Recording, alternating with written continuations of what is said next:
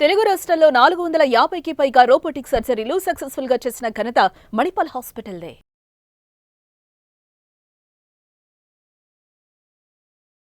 నమస్తే, welcome to Suman TV. ఇవాళ రేపు చిన్నపిల్లల్లో కానీ పెద్దవాళ్ళలో కానీ అతి ముఖ్యమైన సమస్య ఏంటంటే హార్ట్ అటాక్. ఎక్కడికక్కడ కుప్పకూలి చనిపోతున్నారు. అండ్ ఇంకొకటి ఏంటంటే ఈ మధ్యకాలంలో ఈ 1 వీక్లో కోవిడ్ వ్యాక్సిన్ వల్ల కూడా హార్ట్ అటాక్స్ వస్తున్నాయి అని మనకు అపోహలు వినిపిస్తున్నాయి. ఇవెంతవరకు కరెక్ట్? ఇలాంటి విషయాలు వివరించడానికి ప్రస్తుతం మనతో పాటు ఉన్నారు డాక్టర్ శ్రీనివాసులు గారు, internal medicine from Shravani hospitals. వారితో మాట్లాడి మరిన్ని విషయాలు తెలుసుకుందాం. నమస్తే డాక్టర్ గారు. నమస్తే అమ్మా, నేను doctor Srinivasulu Talachiru, physician and diabetologist in Sravani hospital Madhapur. Doctor గారు, చాలా మందికి ఉండే అపోహలు ఏంటంటే కోవిడ్ వ్యాక్సిన్ తర్వాత గుండె సమస్య, హార్ట్ అటాక్స్ వచ్చే అవకాశాలు ఉన్నాయని చాలా మంది అపోహలు అంటున్నారు.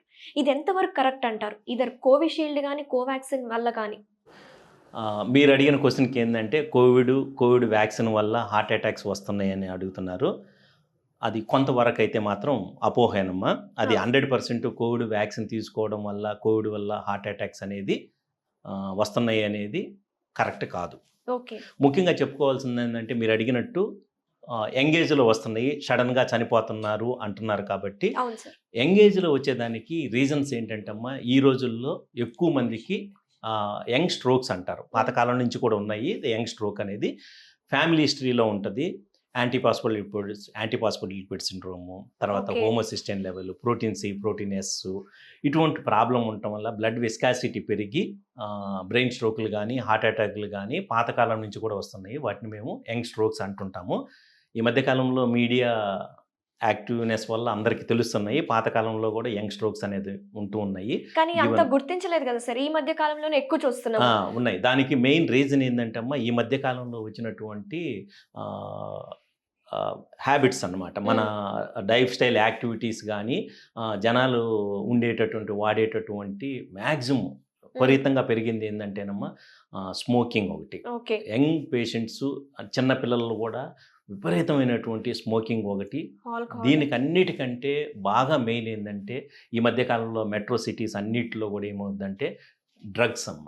ఈ డ్రగ్స్ తర్వాత స్మోకింగ్ హిస్టరీ ఉండటము, విచ్చలవిడిగా ఉండటము, విపరీతమైనటువంటి అసలు చాలామంది యంగ్ పేషెంట్స్ ఎస్పెషల్లీ యంగ్స్టర్స్ విచ్చలవిడితనం అనేది ఈ రెండిట్లో విపరీతంగా పెరిగింది. గంజా కానీ డ్రగ్స్ కానీ తర్వాత ఈ స్మోకింగ్ అనేది పెరగడం వల్ల ఎక్కువ పర్సెంట్ ఈ యంగ్ పేషెంట్స్కి స్ట్రోక్ వచ్చేదానికి అనేది ఆస్కారం ఉంటుంది. ఇందాక మనం చెప్పినటువంటి యాంటీపాస్ఫోలిపిడ్స్, ప్రోటీన్ సి, ప్రోటీన్ ఎస్తో పాటుగా ఈ విచలవిడితనం పెరగడం వల్లనే యంగ్ పేషెంట్స్లో స్ట్రోక్ వస్తుంది. కాకపోతే మీరు అడిగినట్టు కోవిడ్ వ్యాక్సిన్ కానీ కోవిడ్లో కానీ, ఇప్పుడు కోవిడ్ వచ్చినప్పుడు స్ట్రోక్ వచ్చేదానికి స్కోప్ చాలా ఎక్కువ ఉందమ్మా.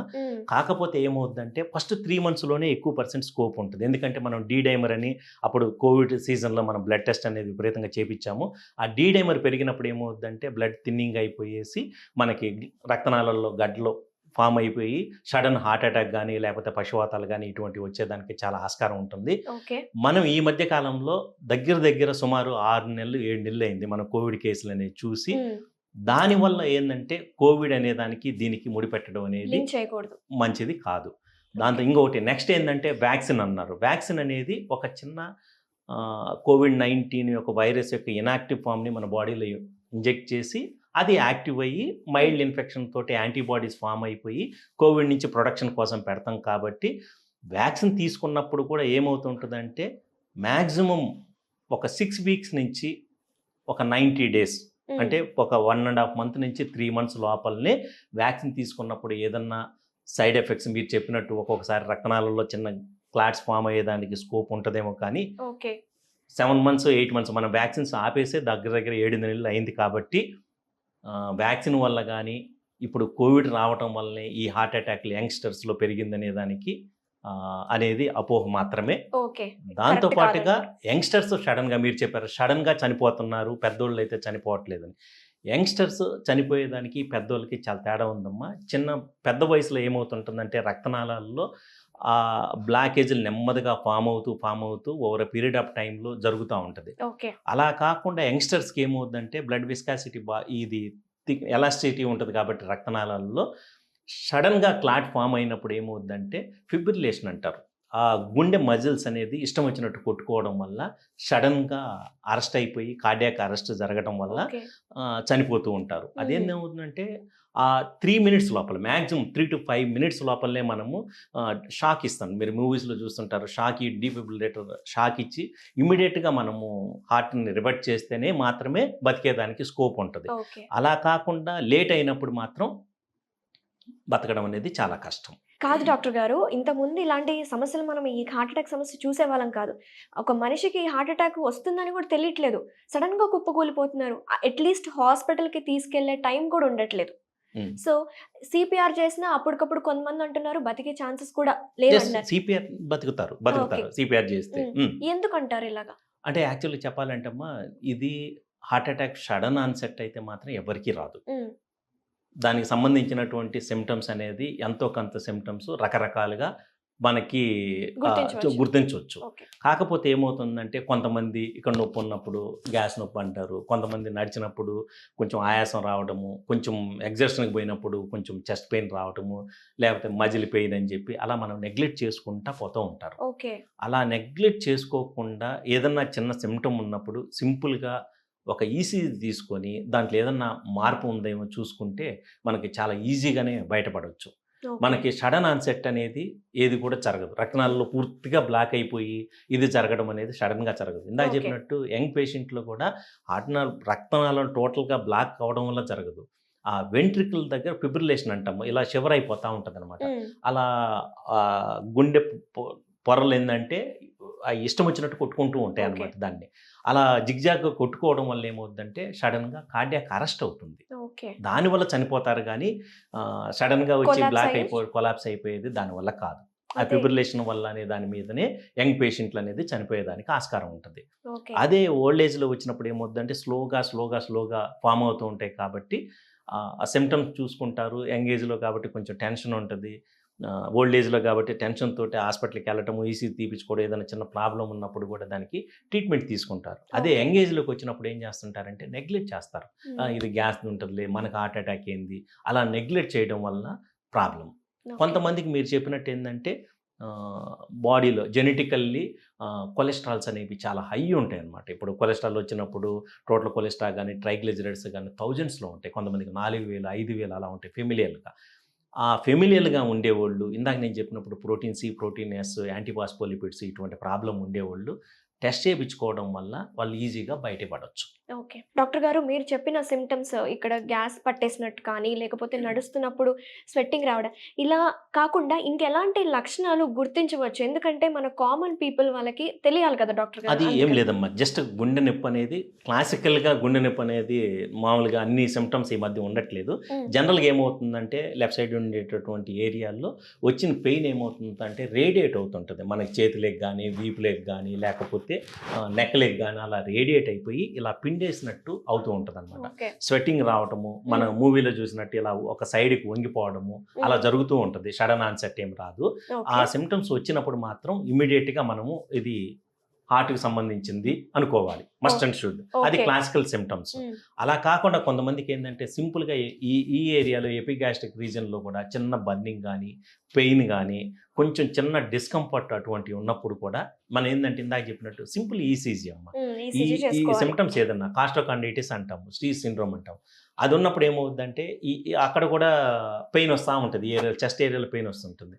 సింపుల్గా మనం ఒక ఈసీజీ దాంట్లో మనం ఇది గ్యాస్ ప్రాబ్లమా లేకపోతే రియల్గా గుండె ప్రాబ్లమ్ ఉందా, ఈసీజీ నార్మల్గా మనము డ్రగ్స్ అవన్నీ తీసుకున్నప్పుడు గ్యాస్ట్రైటిస్ అండ్ పీపీఎస్ అంటే ప్రోటాన్ పంప్ ఇన్హిబిటర్స్ తీసుకున్నప్పుడు ఏమవుతుందంటే ఇమీడియట్గా గ్యాస్ట్రైటిస్ సంబంధించిన పెయిన్ అనేది తగ్గిపోతూ ఉంటుంది. ఆ గ్యాస్ ట్రబుల్ ప్రాబ్లం అనేది తగ్గిపోతుంటుంది.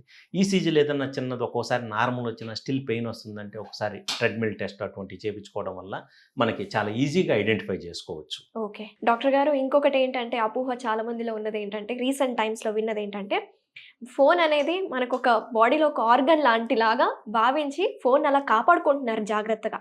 అలానే ఈ హార్ట్ అటాక్ సమస్యలు రాకుండా ఏవో టాబ్లెట్స్ కరెక్ట్గా మన పాకెట్లో ఉంటే ఆ సమస్యని వెంటనే ఆ టాబ్లెట్ వేసుకుంటే కొంచెం హార్ట్ అటాక్ రాకుండా రిలీఫ్ అనేది అంటున్నారు కదా, ఇది ఎంతవరకు కరెక్ట్ అంటారు? ఏంటి ఆ టాబ్లెట్స్ అవి అంటే మాకు కొంచెం యాక్చువల్గా వివరించండి. అందరికీ అవసరం లేదమ్మా. యాక్చువల్గా ఓకే. ఏంటంటే రిస్క్ ఉంటుంది. ఫ్యామిలీ హిస్టరీ ఉండి, ఫ్యామిలీ హిస్టరీలో ఇందాక మనం చెప్పినట్టు యంగ్ పేషెంట్స్ చాలామంది మనకి మూవీ వాళ్ళు కానీ, పొలిటికల్గా కానీ వాళ్ళు చనిపోయినప్పుడు మాత్రమే, యంగ్స్టర్ చనిపోయినప్పుడు మాత్రమే ఈ హడావుడి అంతా నడుస్తూ ఉంటుంది. అవునండి. జనరల్గా ఇది మామూలు ఫ్యామిలీస్లో కూడా ఉంటుందమ్మా యంగ్ స్ట్రోక్ అనేది. అటువంటి హిస్టరీ ఉండేవాళ్ళు అందరూ ఏంటంటే నేను చెప్పినట్టు ఇందాక బ్లడ్ టెస్ట్ అటువంటి చేయించుకోవడము, దాంతోపాటు ఏంటంటే ట్రెడ్మిల్ టెస్ట్. ఈ ట్రెడ్మిల్ టెస్టే కాదు, మిగిలిన బ్లడ్కి Okay. కొన్ని ఉంటాయి, ఆ Mm. బ్లడ్ టెస్టులు చేయించుకోవడము, దాంతోపాటుగా ఒక ఆస్పిరిన్ టాబ్లెట్, ఓకే. దాంతోపాటుగా ఒక స్టాటిన్ టాబ్లెట్ అటువంటివి పెట్టుకొని, వీళ్ళే కాదు పెద్ద వయసు వాళ్ళు ఉంటారు, BP, long standing BP, sugar, వేరే ప్రాబ్లమ్స్, సిఓపిడి ఇటువంటి క్రానిక్ ప్రాబ్లమ్స్, కిడ్నీ ప్రాబ్లమ్స్ కానీ, లివర్ ప్రాబ్లమ్స్ ఇటువంటి ఉండేవాళ్ళు ఏంటంటే అటువంటి టాబ్లెట్ ఒకటి పెట్టుకోవడం అనేది చాలా మంచిది. అది ఓకే. ఈవెన్ ఫ్లైట్ జర్నీస్ అటువంటివి చేసేవాళ్ళు, యూఎస్ ఓకే. జర్నీ అటువంటి వాళ్ళు గంటలు కదలకుండా కూర్చుంటారు కదా, అలా సెడెంటరీగా ఉండేటప్పుడు, లాంగ్ స్టాండింగ్ జర్నీస్ అప్పుడు అటువంటప్పుడు నేను కూడా చాలా మందికి పేషెంట్లకు అడ్వైజ్ చేస్తూ ఉంటాను, వాళ్ళు తీసుకెళ్తూ ఉంటారు. అది ఓకే. మంచిదే. ఓకే. కాకపోతే అందరికీ అవసరం లేదు. ఎవరికైతే ఫ్యామిలీలో హిస్టరీలో ఎవరికన్నా రిస్క్ ఉందా, ఇటువంటి హార్ట్ అటాక్, స్ట్రోక్ ఇటువంటివి ఉన్నాయా, లేదంటే క్రానిక్ ప్రాబ్లమ్స్ ఏదన్నా ఉన్నాయా, లేకపోతే పెద్ద వయసు ఉంది, అటువంటి వాళ్ళు మాత్రం ఉంచుకోవడం మంచిది. మీరు అడిగినట్టు ఫోన్ మాదిరిగా అవి ఉంచుకోవడం వల్ల మనం గ్యారెంటీకి ఎంతో కొంత సేవ్ చేయొచ్చు. అది ఓకే. 100% సేవ్ చేయొచ్చు. ఇంకోటి డాక్టర్ గారు, నేను విన్నది ఏంటంటే ఆస్పిరిన్ అనే టాబ్లెట్‌తో కాకుండా ఇంకొకటి నైట్రోగ్లిజరిన్. ఈ టాబ్లెట్ కూడా ఉంటే సేఫ్ సైడ్ ఉంటే ఎస్ మంచిదని. అమ్మా. ఇది ఎంతవరకు అది కరెక్ట్? అది కూడా అది కూడా అది కూడా ఓకే. మూడో టాబ్లెట్ కూడా అది కూడా ఉపయోగపడుతుంది. అది ఓకే. కూడా అడ్వైజ్ చేస్తూ ఉంటాం. మీరు ఆస్పిరిన్ తర్వాత స్టాటిన్ స్టాటిన్ అడిగారు ఒకటి. కాబట్టి చెప్పాను. ఆ టాబ్లెట్ కూడా నైట్రోగ్లిజన్ వేసుకోవడం వల్ల కూడా నాలుగు కింద పెట్టుకుంటూ ఉంటారు. ఓకే. సబ్లింగ్వల్ టాబ్లెట్ అది పెట్టుకోవడం వల్ల కూడా చాలా వరకు ఫలితం కొంతవరకు ఉంటుంది. రిస్క్ ని తగ్గించుకోవచ్చు చాలా అంటారు. వరకు చాలా వరకు నియర్ బై హాస్పిటల్ మనం రీచ్ అయ్యేదానికి అవర్స్ టుగెదర్ అట్లీస్ట్ ఒక 3 to 4 అవర్స్ వరకు కూడా మనం పేషెంట్ని ఇచ్చేసుకోవచ్చు, ఓ. కాపాడుకోవచ్చు. ఓకే డాక్టర్ గారు, ఇంకొక మన కళ్ళ ముందు కనిపించిన రీసెంట్ టైమ్స్ లో ఇన్సిడెంట్ ఏంటంటే జిమ్ లో వ్యాయామం చేస్తుండగా, అంటే ఫిట్ గానే అనిపిస్తారు, హెల్దీగానే అనిపిస్తారు, ఏజ్ మాత్రం చిన్న ఏజే, పెద్ద ఏజ్ కూడా కాదు, జిమ్ లో సడన్ గా కుప్పకూలిపోతున్నారు. ఇలా ఎందుకు జరుగుతుందంటారు? ఇది కూడా ఒక అదేనమ్మా, నేను ఇందాక చెప్పాను కదా, జిమ్లో చేయటం వల్ల అనేది విగరస్ ఫిజికల్ యాక్టివిటీ ఉంటుంది. ఓకే. కొంతమంది ఏంటంటే సడన్గా వాళ్ళ షేపు, బాడీ మొత్తం అన్నీ మారిపోవాలి యంగ్స్టర్స్. కొన్ని రకాలైన స్టీరాయిడ్స్, కొన్ని రకాలైనటువంటి ప్రోటీన్స్ ఓకే. ఇటువంటి తీసుకోవడము, ప్లస్ దాంతోపాటుగా వాళ్ళకి కంపల్సరీగా హ్యాబిట్స్ ఉంటాయమ్మా. ఓకే. హ్యాబిట్స్ ఉంటాయి. ఆ తర్వాత ఏది పెట్టినా విగరస్గా చేస్తున్నారు. షార్ట్ టర్మ్లో ఎక్కువ క్యాలరీస్ ఖర్చు అయిపోతాయని త్వరగా చాలామంది త్వరగా ఫిట్ అయిపోవాలి. విగరస్ ఎక్సర్సైజ్, ఆ విగరస్ ఎక్సర్సైజ్ చేసినప్పుడు ఇందాక నేను చెప్పినాను, ఆ ఫిబ్రిలేషన్ అనేది వస్తుంటుంది, హార్ట్ రేట్ పెరిగిపోతూ ఉంటుంది. చాలా ఎక్కువ లెవెల్కి వెళ్ళిన తర్వాత కంట్రోల్ తప్పిపోతుంటుంది. ఓకే. ఆ ఫిబ్రిలేషన్ కంట్రోల్ తప్పినప్పుడు ఏమవుద్దంటే సడన్గా గుండె ఆగిపోయేదానికి కొలాప్స్ అయిపోతుంటారు. రక్తనాళంలో గడ్డగట్టి కొలాప్స్ కారు. ఆహా. అది గడ్డగట్టి కొలాప్స్ కావాలంటే పెద్ద వయసు, ఓవర్ పీరియడ్ ఆఫ్ టైంలో స్లోగా మీరు ఒకరోజు అన్నట్టు. అలా జరగదు. ముఖ్యంగా మనం న్యూట్రిషన్ ఫుడ్ తీసుకుంటేనే కదా డాక్టర్ గారు, ఫుడ్ విషయంలో కూడా మనకి రోగాల్ని కొంచెం కంట్రోల్ చేసుకునే అవకాశం ఉంటుంది. కాబట్టి హార్ట్ అటాక్ సమస్యలతో బాధపడుతున్న వాళ్ళు ఎలాంటి ఆహారం తీసుకుంటే బాగుంటుందంటారు? ఆహారంకి వచ్చినప్పుడు ఏంటంటే అమ్మా, స్టోర్డ్ ఫుడ్ అనేది అవాయిడ్ చేయాలి. ఈ రోజుల్లో ఏంటంటే ప్రతి ఒక్కరూ స్టోర్డ్ ఫుడ్కి అలవాటు పడ్డారు. ఫ్రెష్ ఫ్రూట్స్, ఫ్రెష్ వెజిటేబుల్స్, ఏదైనా ఫ్రెష్గా దొరికేటటువంటి పదార్థాలు, ప్లస్ దాంతోపాటుగా మితంగా తీసుకోవడం అనేది చాలా ఇంపార్టెంట్ అమ్మా. ఓకే. మీరు ఇందాక చెప్పినట్టు ఈ కాలంలోనే ఎక్కువైపోతున్నాయి అంటే, ఈ కాలంలోనే life style. Life style changes మీదనే చాలా ఎక్కువ అవుతుంది. చాలామంది యంగ్స్టర్స్ నైటే నిద్రపోరు, అవునండి. డే నిద్రపోతూ ఉంటారు. చాలా ఎక్కువ మంది విపరీతంగా నైట్ మొత్తము ఈ డ్రగ్స్, గంజా, సిగరెట్స్, మందు ఇటువంటివన్నీ వాటితోనే ఉంటారు. ఓన్లీ డే టైంలో మాత్రం నిద్రపోతూ ఉంటారు. అది చాలా తప్పది. ఓకే డాక్టర్ గారు. నైట్ అనేది నైట్ చేసే పని, నైట్ నిద్రపోవడమే మంచి ఉత్తమమైన పని అనమాట. అలా ఏంటంటే ఏదైనా ఫ్రెష్గా దొరికేది ఫ్రూట్స్ కానీ, వెజిటేబుల్స్ కానీ ఇటువంటి తీసుకోవడము, మితంగా తీసుకోవడము, తర్వాత విపరీతంగా ఇటువంటి వేపుడు పదార్థాలు ఉంటాయి ఈ మధ్య. ప్రతి ఒక్కరూ Fried items. ఫ్రైడ్ ఐటమ్స్ అవి కొంచెం తగ్గించుకోవడము, దానివల్ల ఏమవుతుంటుందంటే చాలా వరకు తగ్గించుకోవచ్చు. ఓకే. అన్నిటికంటే మెయిన్ ఏంటంటే స్ట్రెస్, మంచి నిద్రపోవడం. ఒక 7 గంటల నుంచి 8 గంటలు యంగ్స్టర్సా లేకపోతే ఎంగేజ్లో ఏమవుతుంటుందంటే ఆ నిద్రపోని ఎఫెక్ట్ తెలియదమ్మా, ఓవర్ పీరియడ్ ఆఫ్ టైంలో తెలుస్తూ ఉంటుంది. ఎస్పెషల్లీ చాలామంది సాఫ్ట్వేర్ ఎంప్లాయీస్కి వచ్చే ప్రాబ్లం ఏంటంటే వాళ్ళు స్ట్రెస్, నైట్ షిఫ్ట్ వల్ల ఏమవుతుందంటే లాంగ్ స్టాండింగ్లో కంపల్సరీగా బీపీ కానీ, షుగర్ కానీ, థైరాయిడ్ కానీ ఇటువంటి ప్రాబ్లమ్స్ అనేది గ్యారెంటీకి వచ్చేదానికి స్కోప్ ఉంటుంది. టైం ఎక్కువ వర్క్ చేసే వాళ్ళకి. ఓకే. డాక్టర్ గారు, ఈ హార్ట్ అటాక్ సమస్యలు అనేది జెనెటిక్ రీజన్స్ వల్ల కూడా ఒక ఫ్యాక్టర్ వచ్చే అవకాశాలు ఉన్నాయన్నారు కదా. జెనెటిక్ ఉంది. అయితే ఇప్పుడు వీళ్ళు అంటే వీళ్ళకి వస్తుందని వీళ్ళకి తెలిసిపోతుంది కొంచెం. సో వీళ్ళు ఎలాంటి లైఫ్ స్టైల్ మోడిఫికేషన్స్ చేసుకుంటే బాగుంటుంది అంటే? లైఫ్ స్టైల్ మోడిఫికేషన్ కాదమ్మా, యాక్చువల్గా ఏంటంటే జెనెటికల్ ప్రాబ్లం ఉండేవాళ్ళకి లైఫ్ స్టైల్ కాదు. ఇందాక మీరు అడిగినట్టు వాళ్ళు చాలా ఫిట్గా ఉంటారు, అన్నీ ఉంటుంది, వాళ్ళకి తెలియదు. అందుకోసం మేము కొంచెం తక్కువ ఏజ్లో ఉన్నప్పుడు హార్ట్ అటాక్ కానీ, లేకపోతే పక్షవాతం కానీ, లేకపోతే ఈవెన్ ఫీమేల్స్లో కూడా ఏమవుతుందంటే రిపీటెడ్గా అబార్షన్స్ అవుతూ ఉంటాయి. అటువంటప్పుడు ఏం చేస్తామంటాం అంటే మేము హిస్టరీ తీసుకుంటాం. ఇంతకుముందు మీ పేరెంట్స్కి ఎవరికన్నా బ్లడ్ రిలేషన్లో ఎవరన్నా తక్కువ ఏజ్లో చనిపోయారా, ఇటువంటివన్నీ మనం హిస్టరీ తీసుకుంటాం. అలా హిస్టరీలో తెలిసిపోద్దాము. మనకు చాలా ఉన్నాయి, నేమ్ చెప్పకూడదు. ఆ హిస్టరీలో మనకి ఈజీగా తెలిసిపోద్ది. వాళ్ళ ఫ్యామిలీ హిస్టరీలో యంగ్ ఏజ్లోనే అంటే బ్లడ్ రిలేషన్స్లో ఫాదర్ కానీ మదర్ సైడ్ కానీ ఉన్నప్పుడు ఒక యంగ్ ఒక 30-40 ఇయర్స్ మ్యాన్ ఉన్నాడు అనుకోండి, వాళ్ళకు ఉన్నప్పుడు వాళ్ళ ఫాదర్ మదర్ సైడ్లో ఎవరికన్నా హిస్టరీ ఉందేమో చూసుకొని, అటువంటి హిస్టరీ ఉండే వాళ్ళు ఏం చేయాలంటే నేను ఇందాక చెప్పాను కదా, ఆ టెస్టులని చేయించుకోవాలి. వాళ్ళు ఏదైనా అబ్నార్మాలిటీ ఉన్నాయా, అబ్నార్మాలిటీ ఉన్న హోమోసిస్టైన్ వాల్యూ విపరీతంగా పెరిగింది, దాన్ని తగ్గించుకుంటాము. అటు ప్రోటీన్స్ యాంటీఫాస్ఫోలిపిడ్స్ ఉన్నాయి, అటువంటి వాటికి మనం ఏంటంటే ప్రికాషనరీగా ట్రీట్మెంట్ తీసుకుంటూ ముందే జాగ్రత్త పడటం. దాంతోపాటుగా ఏంటంటే ఆ ప్రాబ్లం ఉండే వాళ్ళకి స్ట్రోక్ వచ్చేదానికి ఆస్కారం ఉంది కాబట్టి ఏంటంటే మీరు చెప్పినటువంటి ఆస్పిరిన్ కానీ, అటోరోస్టాటిన్స్ కానీ, ఇటువంటి కొంతమంది జెనెటికల్గా కొలెస్ట్రాల్ అనేది వెరీ హై లెవెల్లో ఉంటుంది. అటువంటి వాళ్ళకి ఏంటంటే కొలెస్ట్రాల్ టాబ్లెట్స్ అటువంటి ముందే తీసుకోవడం, అలా చేయడం వల్ల చాలా వరకు కాపాడుకోవచ్చు. థ్యాంక్ యూ డాక్టర్ గారు, చాలా వాల్యుబుల్ ఇన్ఫర్మేషన్ ఇచ్చారు. హార్ట్ అటాక్స్ ఎందుకు వస్తున్నాయి, మనం ఎలా జాగ్రత్త పడాలి, అండ్ ముఖ్యంగా చాలా మందికి ఉన్న అపోహలు కోవిడ్ వ్యాక్సిన్ వల్ల వస్తాయా రావా అని చాలా క్లియర్గా చెప్పారు. Thank you so much. Thank you అమ్మా, thank you very much. Once again నేను మళ్ళీ చెప్పదలుచుకుంది ఏంటంటే అండి, కోవిడ్ వచ్చినప్పుడు ఫస్ట్ 6 వీక్స్ నుంచి 3 మంత్స్ వరకు మాత్రమే హార్ట్ అటాక్ కానీ మీరు చెప్పినట్టు పక్షవాతం అటువంటి వచ్చేదానికి స్కోప్ ఉంటుంది. వ్యాక్సిన్ తీసుకున్నప్పుడు కూడా ఒక 6 వారాల నుంచి 90 రోజుల లోపలనే స్కోప్ ఉంటుంది. కానీ అది దాటిన తర్వాత కోవిడ్ వ్యాక్సిన్ వల్ల కోవిడ్ వల్లనే ఈ హార్ట్ అటాక్లు ఇవన్నీ వస్తాయనేది చాలా వరకు అపోహ మాత్రమే, 100% అపోహ మాత్రమే.